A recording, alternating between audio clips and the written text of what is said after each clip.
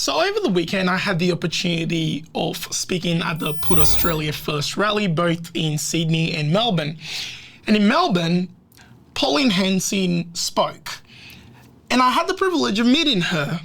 We also spoke. We had a conversation, and in that conversation, I got to understand her a little bit, and it got me thinking, who is Pauline Hanson?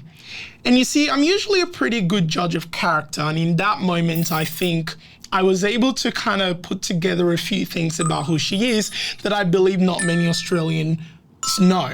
And so bear with me while I use an analogy to try and explain who Pauline Hanson is. I'm Emeka, and this is Emeka Unscripted.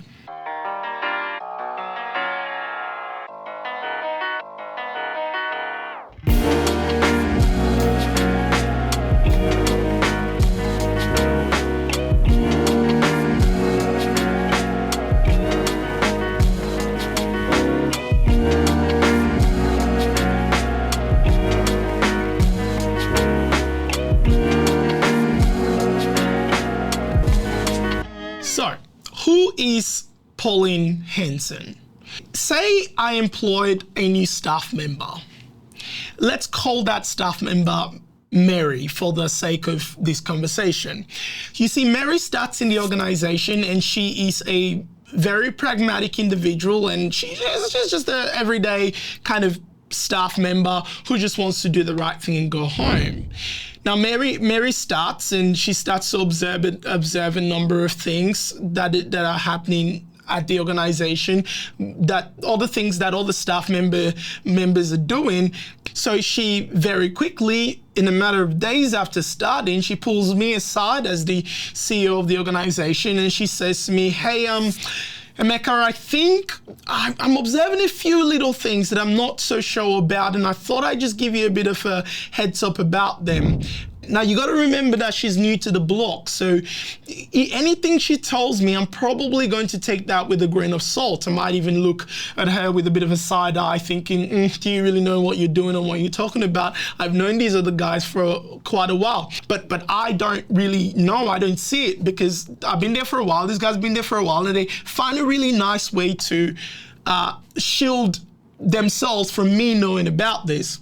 Now, let's just say that these staff, they watch Mary, and Mary is really, she seems not to be participating in some of their activities. In fact, they try to invite Mary in and say, "Mary, can you come and, let's go out for a beach trip. Let's just put in a sick leave." And Mary's like, "Well, that's not right though. I don't feel comfortable doing that."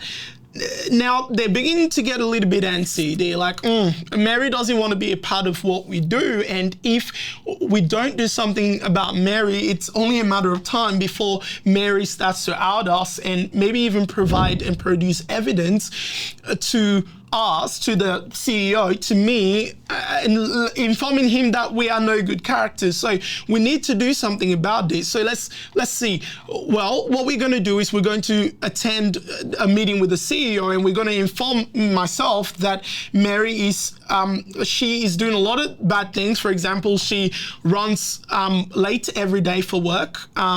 She even though Mary technically, she drops off her kid at school, and she kind of spoke to her child when she started her employment, and she said this is going to be happening. But now they're coming to me, and they are kind of they're expanding this idea, and they're exaggerating, and they're saying Mary always runs late for work. In fact, boss, do you know that Mary consistently, she is late for lunch? What is going to happen at that point is I will probably start to believe my staff members because they've been there for a long time. I've seen their work, and I probably think that they have no reason to lie to me, so they're probably telling me the truth. And anytime Mary comes to me, in fact, they saw Mary in the hallway with another staff member. The staff member was crying, and they came to me and they said to me, "Boss, you can't believe what we just saw. Mary made a staff member cry bitterly. She was very sad in the hallway. We saw this and witnessed it with our own eyes. And so, boss, you got to do something about Mary." And so now I'm building up a bit of a picture of who Mary is. And in fact, what Mary was doing happened in the hallway that day with the staff is the staff was going to go on work cover. The staff was very upset and was emotionally distressed. And Mary actually managed to talk that staff down not to go on work cover. Mary pointed to all of the right avenues. From my perspective, all the staff members have come and given me this picture of Mary that is now being built up over time that just, well, it looks to be true, but it's factually inaccurate. Mary is Pauline Hanson. She was the new kid on the block. She was a fish and chip shop owner in Ipswich. Pauline Hanson kind of looked at the system from the outside and said, I really don't think any of these people have the company's best interest at hand. Let's say the company is the everyday Australians, right? And I represent the company as the CEO. And so she decided she was going to do something about it. She was a lonely fish and chop shop owner, a single mother who decided, I don't think something is right, and so I'm going to stand up and say something. She then decided she would join the Liberal Party, and they welcomed her in. And while she was in there, she really started observing that it really is what I think. Hang on a second. These guys really don't have the company's best interest at hand. And so very quickly, Pauline Hanson tries to warn the people. When Pauline Hanson was seen by the members who were currently sitting as a person who was not going to join them in rotting the company, the people, who was not going to join them in destroying Australia and taking advantage of people that don't understand them, when they saw that, they very quickly thought, how about we stop her as quickly as we can? And how can we do that? We can discredit her from day one, of entirely discrediting her. But the thing is, even though they discredited her, she still managed to get elected. She saw that everything that she thought was true. But at this point, these guys needed to discredit her even further.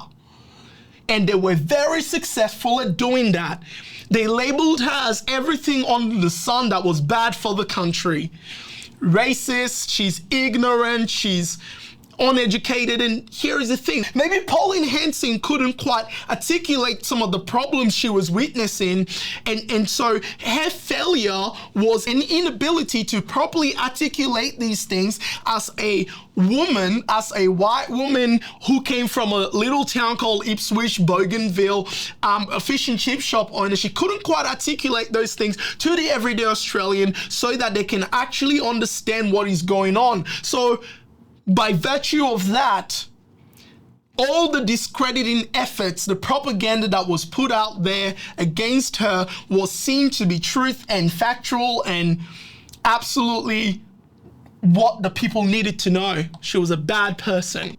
Let me explain something to you. Every effort that Pauline Hanson has made, imperfect as she may be, and bloody oath she probably is, because you know why? She is only human like you and I.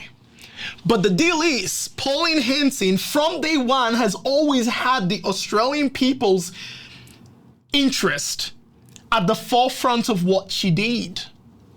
You may not know this, but they went so far discrediting her as far as to put her in prison. They imprisoned her. And that's exactly what they've done to her the entire time. So the Australian people, they have being completely deceived into believing a set of narratives about who this person is that she entirely isn't, by the very people who are doing the very thing that they don't want you to know about. But of course, if Pauline Hanson was ever allowed to rise to the top, like Mary, I would not just believe her and put an end to the madness. I would have put Mary in charge, because Mary was actually, as new as she may have been, was actually the only one who actually did the right thing and had the company's best interest. And so they had to discredit her because they knew that I will put her in charge. For the Put Australia First party, I traveled from Sydney to Melbourne, and the night we arrived in Melbourne, me and my team, I was looking out waiting for our bags. There was this man who was walking ahead, and he had these 3 women behind him, but he had this persona about him that made him seem like he was in charge. the ladies, the people that accompanied him, they, to me, looked less than. They looked like they were nobody. That's why their face couldn't be seen in public. And that's, you might say, okay, well, that's not a bad thing, is it? Well, it made me for a second see what Pauline Hanson was saying when she said, this is a women's right issue. Well, when I also looked at it and I was thinking, why am I feeling uncomfortable? I felt uncomfortable because we're goddamn in Australia. And when you are in Australia, you do what the Australians do. When you're in Africa, you do what the Africans do. Let me tell you a story. I was in Dubai in, I believe, 2014, 2015. I went to the Dubai Mall, and a beautiful place, by the way. It was about midday. We were there with some of my military colleagues out for lunch, and I told them I had to go look for a bathroom, and they told me, no worries, go for it. And I was scouting around the place and I was asking people where the bathroom was, and I was pointed out to where the bathroom was. And as I walked closer to it, I noticed that there were two doors. Normally in Australia, you will see the two ways that you might be able to travel, left and right. It might be the left is the women's and the right is the men's, or vice versa. And when I looked at it and I looked up at the sign, what did I see? I saw both were men. Both also had inscriptions that I couldn't read because it was in Arabic. I need to pick one. And so I went into the one in my right, and what I saw didn't quite register in my brain. It didn't register at all because I had been holding my pee for a while though. So I quickly unzipped and I got out and I started peeing in the urinal. Or so I thought. Have you ever been in a place where you start feeling rather uncomfortable because people are staring at you? Well, I very quickly felt that in that room. I thought, what the heck is, well, this fool's staring at me. I did observe something though. There was a protruding tap, right? There was a tap, it was long, it was coming out on this metal thing. It looked very much like a urinal. And there's a grate there. And these guys, they were sitting there with sleeves up and with a bucket, and some of the taps were running. Some were sitting at the back on these benches with towels. Some even had mats there.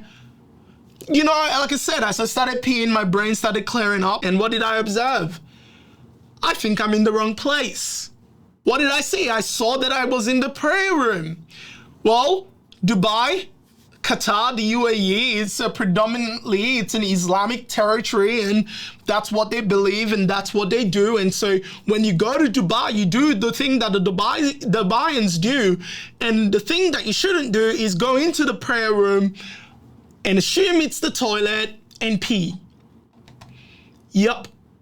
I was peeing in like one of the most sacred places. And at the point, as I was realizing this, a man came out to me speaking in his language and pointing and saying words, and I don't know what he's saying, but I'm pretty sure it was something like, get the hell out of our prayer room.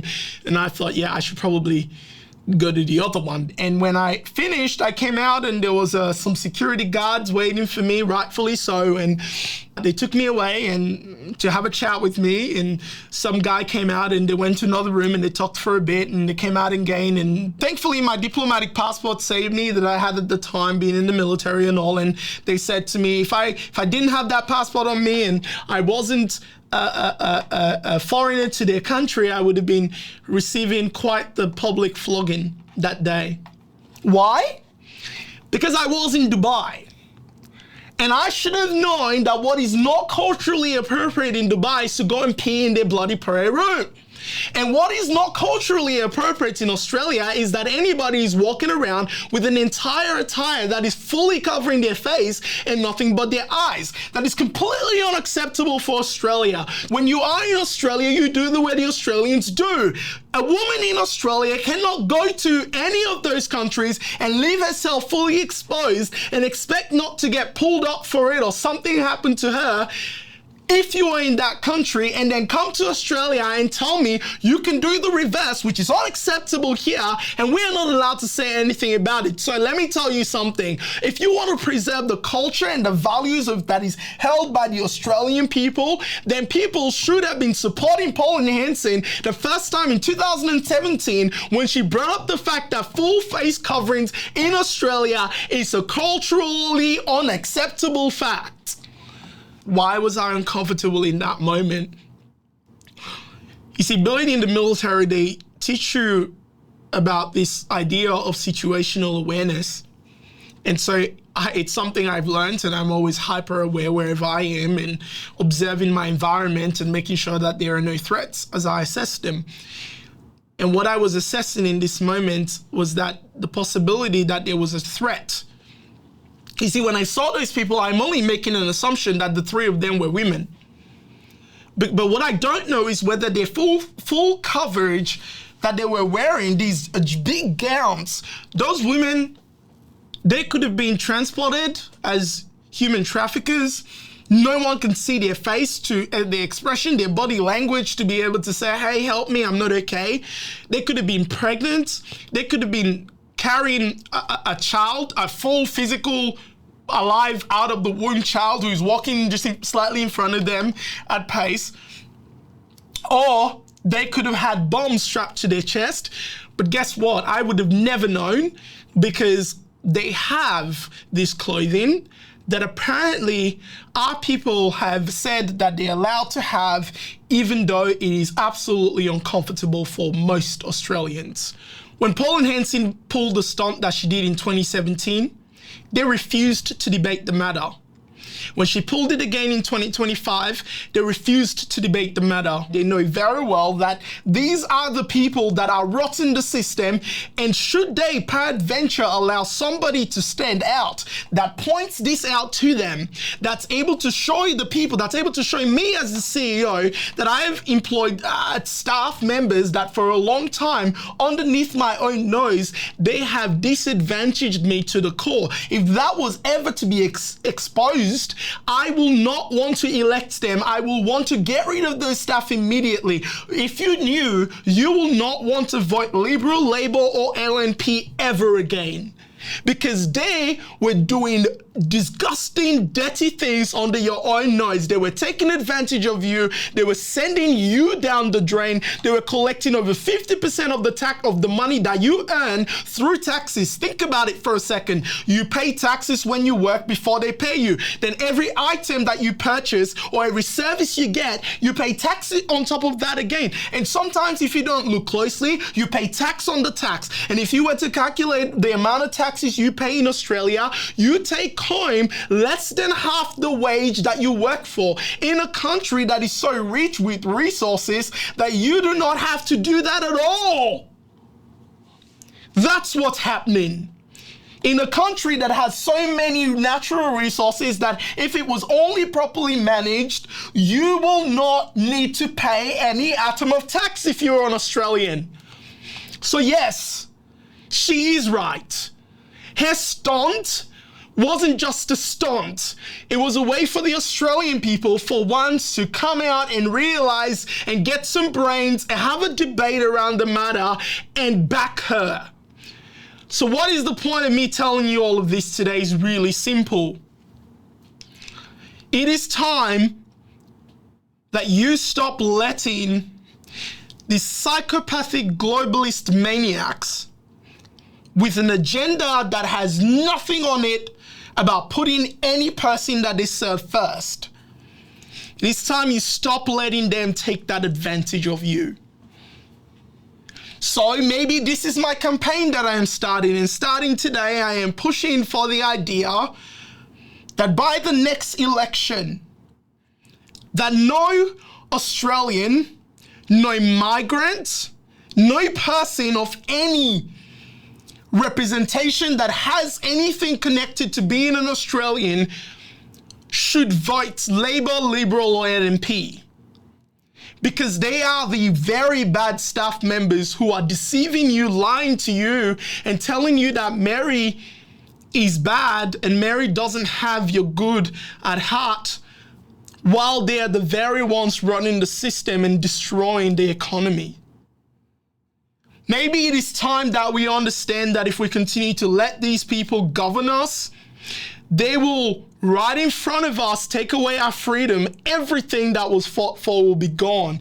I did not leave the country that I left with all its civil problems, with the wars, with the destruction, because of selfish, greedy leaders, to come to a country that had the opportunity and the ability to be better, just for that to change overnight in front of us. So it's time that we stop. It's time that we recognize when there are people in the room like Mary who actually just want us to be better. It is time we recognize when people like Pauline Hanson exist to make a difference, because she might not be as eloquent as she needs to be, and she might not have all the words at the right time, because after all, she was just a fish and chip shop owner in Ipswich at Silkstone. Google it. You might very quickly realize that there is a case to be made for Pauline Hanson. And every person that is being represented within her party, so that when the next election comes up and any other election after that, you can, for once, as a real Australian who actually cares about what our country is going, to do something about it. And if you're out there and you're a moderate, you've never cared one way or the other, surely by now you're starting to see that something is not quite right. Surely by now there are leaders that you can see maybe possibly stand out above the others. So yes, maybe I am endorsing her. And yes, maybe I am saying that it is time that we have something different. And if you disagree, then you might be uneducated or ignorant, and I forgive you for that. Maybe I'll just refer you to my shirt, because I don't really give a toss what you think. I'm trying to help you get somewhere, and people like Pauline Hanson has tried for a long time and has had a very hard time doing that, because we remain docile and we don't want to see what is actually behind the curtain. But that stops now. I'm Emeka, and this is Emeka Unscripted. Godspeed.